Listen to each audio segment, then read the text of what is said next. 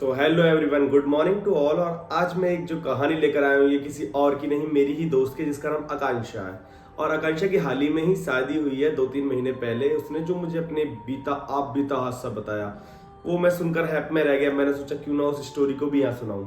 पर पता ही आप सबको, मैं कुछ दिनों से बीमार चल रहा था, जिसके कारण मैं कोई स्टोरी नहीं ला पाया। और लास्ट स्टोरी मैंने अभी 2 दिन पहले सुनाई है, वो भी अपनी खुद की। तो अब मैं जो सुनाने वाला हूँ वो आकांक्षा की स्टोरी है। और आकांक्षा मेरी काफ़ी अच्छी दोस्त रही है, हम लोगों ने काफ़ी टाइम बातें की हैं।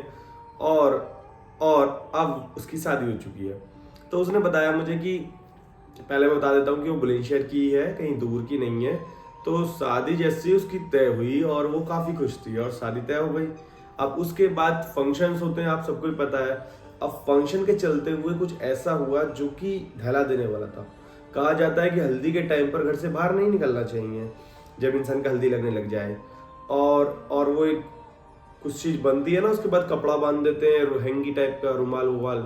तो उस टाइम भी नहीं निकलना चाहिए, पर उसने यही गलती कर दी। उसने बताया मुझे कि उसका लहंगा जो था, उसकी ऊपर वाला जो होता है उसकी फिटिंग थी, जिसके कारण उसकी फिटिंग टाइम पर नहीं हो पाई और उसको हल्दी वाले दिन अंसाई रोड जाना पड़ा। जब वो अंसाई रोड के लिए घर से निकली तो वो अकेली थी। उसने कहा अपनी चाचा की लड़की को ले लेती हूँ साथ। अब उसने अपनी चाचा की लड़की से कहा कि साथ चल रही है। उसने मना कर दिया कि दीदी मुझे अपने कपड़ों पर कुछ करना है एंड ऑल। और वो लड़की अकेली ही स्कूटी लेके निकल गई। अब ये पल था दोपहरी का। दोपहरी तो जानते होगे आप, मतलब धूप जब निकल रही होती है 12-1 बजे करीब का।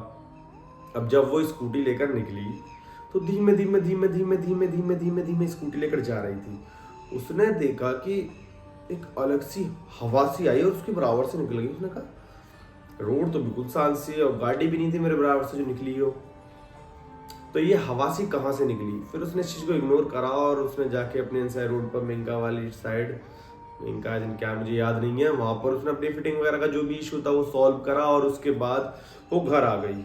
अब जैसे ही वो घर पहुंची उसको अपनी बॉडी में बुखार सा महसूस होने लगा। उसने कहा मम्मी मैं थकी थकी सी महसूस कर रही हूँ। तो मम्मी ने कहा शादी का है पल, क्या पता काम काम काज की वजह से कर रही हो, थोड़ी देर रेस्ट कर ले। अब लड़की ने रेस्ट कर लिया। उसके बाद उसकी मम्मी बादाम उदाम का दूध ले आई कि चलो इसे पी ले। फिर आकांक्षा ने मुझे बताया कि जब मैंने वो दूध पी लिया तो मैं एक अजीब सा फील करने लगी। अब ये फील करते करते रात होने लगी और हल्दी के 3 दिन बाद आपको पता ही है ब्याह हो जाता, 3 या मैक्सिमम 4 दिन। उसके बाद आकांक्षा ने जो देखा वो काफी दला देने वाला था। जैसे ही शाम हुई वो अपने कमरे में लेटी हुई थी। उसने अपने शीशे में ऐसे नजर मारी और जब शीशे में उसने नजर मारी तो उसने कुछ ऐसा देखा कि जैसे उसके पीछे कोई आया। एक साथ उसने घूम के पीछे देखा तो पीछे कोई नहीं था। अब वो हैप में रह गई कि यार पीछे तो कोई नहीं है, शीशे में क्या देखा फिर मुझे। अब वो डर गई। मैं बता दूं कि जहाँ मैं स्टोरी सुनाता हूँ वहाँ भी मेरे सामने शीशा है, तो मैं भी डर जाता हूँ कभी कभी, क्योंकि कभी कभी मुझे रात में सुनानी पड़ती है और जिसके कारण मुझे डर लग जाता है। लेकिन अभी मैं दिन में सुना रहा हूँ और सुबह के हो रहे हैं 8-9, तो मैंने सोचा ठंडे ठंडे माहौल में ही सुना दूँ। तो आगे बढ़ते हैं। अब आकांक्षा भागी भागी नीचे जाती है। वो अपनी मम्मी से कहती है मम्मी मैंने कुछ ऐसा देखा जो कि धला देने वाला था। मम्मी ने कहा क्या। अब उसने बताया कि मम्मी जैसे ही मैं शीशे की तरफ देख रही थी तो मैंने देखा मेरे पीछे कोई है। अब उसकी माँ हैप में आ जाती है और वो डर जाती है। वो कहती है अच्छा। उसको कहती है चल तू मेरे साथ चल। अब कहती है पता कहाँ देखा था। वो कहती है मम्मी मैंने इधर बेड के सहारे कुछ देखा था।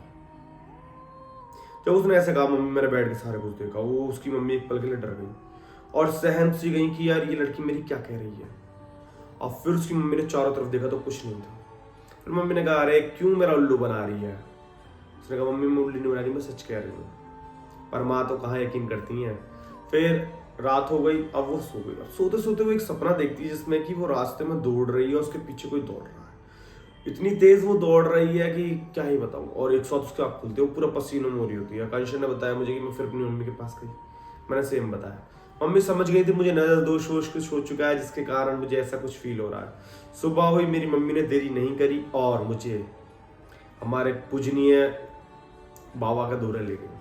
अब जब आकांक्षा बाबा का दौरे गई तो बाबा ने कहा अरे तुम्हारी लड़की कल ऐसे कहीं गई थी क्या दोपहरी में। तो वो कहते हैं हाँ हाँ हाँ, ये वो लेने गई थी अपने लहंगे पहंगे का कुछ नाप पाप था वो देने गई थी। अब वो सुनने के बाद वो कहता है तुम्हारी लड़की के ऊपर हल्दी लगा गई थी, इसके कारण रूहानी शक्ति पीछे पड़ गई है, पर कोई नहीं, ये आत्मा उत्मा भूत प्रेत तो सब नॉर्मल चीजें, इनको मैं यूं भगा दूं। बाबा तगड़ा था। उसने क्या करा, वैसे मैं कॉन्टैक्ट नंबर उन बाबा का लूंगा कि किसी को दिक्कत हो तो वो कमेंट कर सकता है, मैं उनको कॉन्टैक्ट नंबर दे दूंगा। अब मैं तो जानता भी नहीं कौन है, आकांक्षा से बात होगी तो पता चलेगी।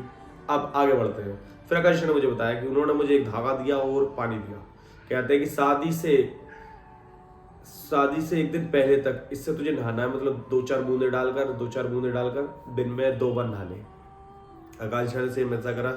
फिर उसकी शादी हो गई और उसको कोई ऐसा बुरा ख्याल नहीं आया। अब उसको 2 महीने करीब होने को आ चुके हैं ब्याह को, और वो काफ़ी खुश है और मालदीव जब कहाँ घूम रही है तो घूमने दीजिए। बाकी आपको अगर कहानी पसंद आई है तो लाइक शेयर सब्सक्राइब कर दीजिए। और हाँ, देरी ना करते हुए अगर आपके पास भी कोई कहानी है तो बस कमेंट डाउन करिए, मैं अपना नंबर दूंगा या फिर कोई दूसरा कॉन्टैक्ट लिंक दूंगा, वहां पर आपकी पूरी कहानी सुनूंगा और यहाँ पर उस कहानी को सुना दूंगा। आई होप कहानी पसंद आई होगी। तो मिलते हैं नई कहानी के साथ। शेयर